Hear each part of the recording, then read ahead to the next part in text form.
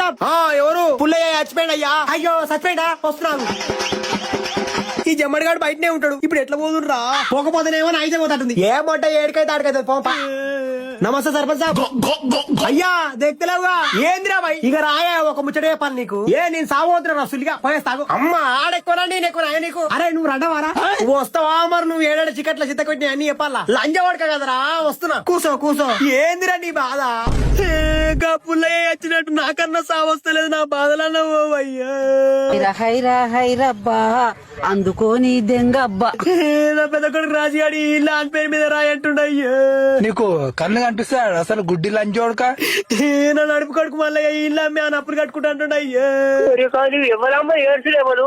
మీ అంజవరు పుణ్యవరు ఎవరిలో నాకు చలికార్యం. నా చిన్న కొడుకు పెట్టగా తిరిగి నీకు ఇబ్బంది అవుతుంది. నాకు కారు కొని అంటుండయ్యా. నీ రెండో ఇల్లు ఉందిగా అది నా కొడుకుల మీద రాయరాదు పట్టేలా.